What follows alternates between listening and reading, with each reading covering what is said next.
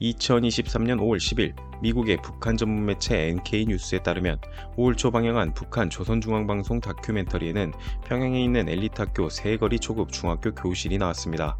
그리고 그곳에서 10대 학생들이 겨울왕국을 한글 자막과 함께 시청하는 장면이 나왔죠. 교실 속 칠판에는 겨울왕국 대사인 Do you wanna build a snowman이라는 글자가 적혀 있었습니다. 북한 관련 매체들은 김정은 북한 국무위원장이 학교 교육과정 변경을 독려한 이후 영어 수업 방식이 이처럼 바뀌었다고 홍보했는데요. 조금 웃긴 것은 고작 3년 전인 2020년 북한에서는 해외 영화, 방송, 음악 등 문화를 접할 시 처벌받는 반동사상 문화 배격법이 제정되었고 이에 따라 처벌 및 종신형에 이를 수 있다는 발표를 했다는 것입니다. 그런 북한이 영어 공부를 하고자 미국에서 만든 겨울왕국을 학교에서 튼 것이죠. 다른 걸 잠시 볼까요? 시대가 달라도 미키마우스라는 존재를 모르는 이는 세상에 얼마 없을 것입니다. 아니, 정확히는 미키마우스라는 이름은 몰라도 검은지 캐릭터조차 보지 않은 사람을 찾기는 힘들죠. 이 미키마우스를 만든 남자가 바로 월트 디즈니로 현재 세계적 미디어 기업인 월트 디즈니 컴퍼니의 창업자입니다. 디즈니라는 회사가 가진 영향력은 엄청납니다. 북한조차 거부하지 못한 겨울왕국을 비롯해 현 시대의 아이콘이라 불리는 마블 시리즈부터 애니메이션 명가 픽사, 스타워즈로 유명한 루카스 필름, 미디어 회사 ABC, 스포츠 방송국인 ESPN에 이르기까지 디즈니를 통해 나온 미디어를 보지 않은 사람은 세상에 없다고 할 정도죠. 디즈니의 시총은 무려 200조가 넘습니다. 그런 월트 디즈니를 세상에 알리고 디즈니라는 회사의 지반을 다진 작품이 바로 미키마우스입니다. 월트 디즈니 컴퍼니의 상징이자 마스코트이며 대중문화의 심볼이기도 하죠. 살아생전 월트 디즈니는 모든 것은 나의 꿈과 생쥐 한 마리에서 시작됐다는 걸 기억하라 라는 말을 남기기도 했습니다. 흔히 캐릭터 산업은 영원불멸이라는 말을 붙이곤 합니다. 일본의 포켓몬스터는 세대를 건너뛰며 세계적인 인기를 여전히 구가하고 있으며 미국의 다양한 만화 캐릭터는 만화책을 찍고 영화로 재탄생해 어마어마한 문화 산업으로 세계를 지배하고 있습니다. 먼 곳을 볼 곳도 없이 당장 애니메이션 영화로 재탄생할 대한민국 대표 캐릭터 둘리의 나이가 40살이 되었다는 것을 생각하면 영원불멸이라는 말이 어색하진 않는 것 같습니다. 어쩌면 우리 한류가 가야 할 최종 목적지도 이런 캐릭터 산업이 아닌가 합니다. 몇 년 전 우리나라에서 만들어진 핑크퐁의 아기상어 역시 엄청난 인기를 끌었지만 최근 소식을 들으신 분은 많이 없으실 것 같은데요. 오늘은 투르코리아가 세계 아이들을 휘어잡고 있는 우리나라 캐릭터 산업에 대해서 알려드릴까 합니다.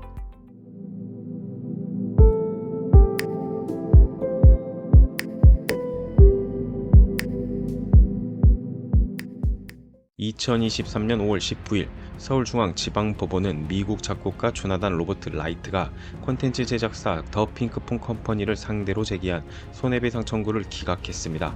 이는 원고패소 판결한 원심과 같은 결정입니다. 조나단 로버트 라이트는 아기상어가 자신이 2011년 발표한 동요를 표절한 곡이라며 2019년 3월 국내에서 3,010만원을 배상하라는 손해배상 청구 소송을 냈는데요. 2021년 1심 재판부는 조나단 로버트 라이트의 청구를 기각했고 이어 이번 결과가 나온 것이죠. 애초에 구존 동요를 조나단 로버트 라이트가 리메이크한 것이라 표절이라 보기에도 어려웠습니다. 그럼에도 무리하게 소송을 제기한 것은 핑크퐁의 아기상어가 보여준 문화적, 경제적 파급력이 대단했기 때문이지 않을까 싶습니다. 현 시점 아기상어의 영어 버전 유튜브 시청은 무려 128억 회로 지구 인구수를 아득하게 넘어섰는데요. 한참 열기가 오를 때에는 미국 MLB 리그에 일본 프로야구 경기 중에 세계 각국 음악 차트에 오르는 것은 물론 콘서트가 열리며 세계 아이들의 BTS라는 별명을 갖기도 했습니다. 심지어 뉴욕타임스는 미국 남부 오클라호마주 교도소에서 수감자들에게 아기상어를 반복적으로 틀어 고문을 가해 기소가 되었다는 보도를 한 적도 있으니 어느 쪽이든 대단한 업적을 남긴 것만은 분명합니다. 당시 우리나라에서도 핑크퐁이 이룬 업적을 보며 캐릭터 산업에 대한 관심이 증폭되었습니다. 그렇다면 2023년 현재 우리나라의 캐릭터 산업은 어떨까요? 2023년 5월 19일 엔터테인먼트 기업 더 핑크퐁 컴퍼니에 따르면 아기상어의 주인공인 핑크퐁의 애니메이션 영화 핑크퐁 시네마 콘서트 2 원더스타 콘서트 대작전이 전세계 12개국 넷플릭스 10위권에 진입했다고 발표했습니다.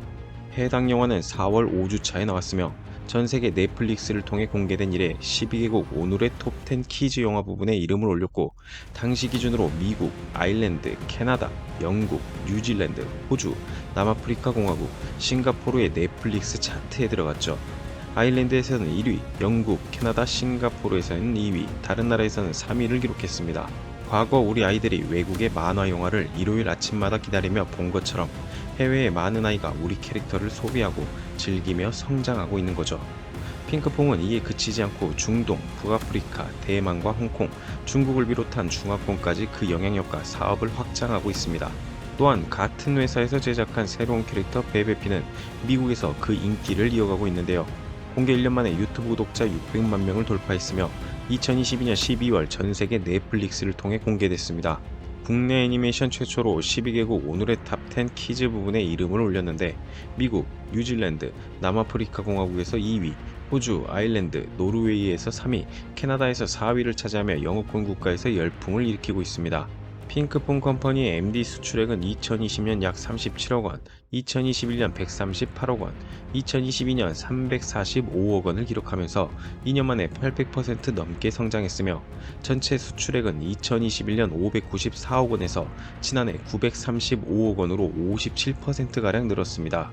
그렇다면 다른 회사는 어떨까요? 핑크퐁의 대성공은 우리나라에서 다양한 토종 캐릭터의 탄생을 이끌어냈습니다. 롯데 홈쇼핑에서 만든 분홍색 벨리곰은 공식 유튜브 채널 구독자 수는 현재 59만 명, SNS 계정의 팔로워 수는 145만 명에 달하는데요. 2022년 대한민국 콘텐츠 대상에서 캐릭터 부분 대상인 대통령상을 수상했으며 2022년 9월에는 롯데 대한민국 브랜드 엑스포가 열린 미국 뉴욕 맨하튼 피어 17 앞 야외 광장에 15m 초대형 벨리곰이 등장하기도 했습니다. 이때 해외 바이어, 뉴욕 시민들이 벨리곰과 인증샷을 찍기 위해 줄을 서는 모습이 꽤 화제가 되었으며 두바이, 뉴욕 등에서 공공 전시, 깜짝 카메라를 성공적으로 선보이는 등 글로벌 시장 진출을 앞장서고 있죠. 또한 핑크퐁의 국내 지분을 삼키며 무섭게 성장하는 캐치 티니핑 역시 그 귀추가 주목됩니다. 캐치 티니핑을 만든 SAMG는 2000년에 설립된 1세대 애니메이션 제작사로 지금은 애니메이션 제작뿐만 아니라 IP 관련 장난감, 의류, 화장품, 교육, 게임 등으로 사업을 확장하고 있는데요. 캐치 티니핑 애니메이션에는 수십 종의 티니핑 장난감이 등장하는데 새 시즌이 공개될 때마다 새로운 버전의 캐릭터 상품이 나와 부모님들 사이에서는 티니핑 장난감을 사느라 지갑이 얇아진다며 파산핑으로 불리는 이색적인 소식이 전해지기도 했습니다. 티니핑은 국내에서 그치지 않고 해외 진출을 모색하고 있는데요. 이미 중국에서 티니핑과 미니 특공대가 인기를 끌면서 1분기 중국 매출액은 전년 동기 대비 111% 급증했습니다. 올해 하반기에는 미국 진출과 일본 진출을 노리고 있죠. 2018년부터 국내 캐릭터 1위 자리를 지키고 있는 카카오의 카카오 프렌즈는 카카오톡을 사용하지도 않는 일본 도쿄의 캐릭터샵을 내 한 달 만에 35만 명이 찾는 명소가 됐고 한국관광공사는 일본 MZ세대를 겨냥하기 위해 유독 인기를 끌었던 복숭아 캐릭터 어피치를 홍보대사로 임명하기도 했습니다.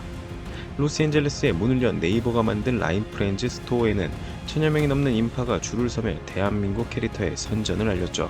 한국컨텐츠진흥원에 따르면 2005년 2조 700억 원대였던 국내 캐릭터 시장은 2011년 7조 2천억 원, 2019년 12조 5천억 원으로 급성장했습니다.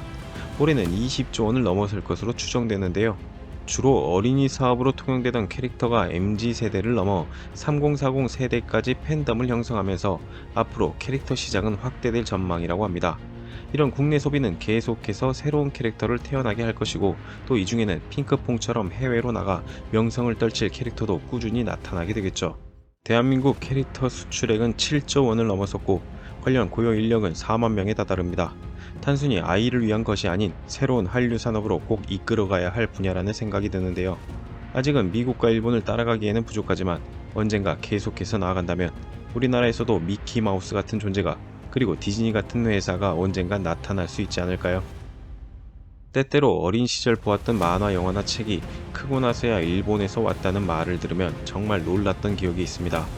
우리나라에도 비슷한 작품은 있었지만 확실히 선진화된 문화 수준을 따라가는 작품은 그리 많지 않았죠. 유행이 지나면 사라지겠지라고 생각했던 만화 속 캐릭터들은 죽지 않고 상품이 되어 여전히 다양한 세대에 영향을 끼치고 있습니다. 우리나라에도 이대로 있기에는 너무 아까운 캐릭터, 다시 사랑받기에 충분한 캐릭터들이 참 많습니다. 뚫리는 물론 영심이, 뿌까, 마시마로 같은 것들이요. 다행히 시대가 흐르고 다양한 국내 캐릭터가 새롭게 주목받고 있기도 합니다. 지금 발전하고 계속해서 태어나는 국산 캐릭터들이 세계로 나가 아이들은 물론 세대를 아우르는 이미지로 남았으면 합니다.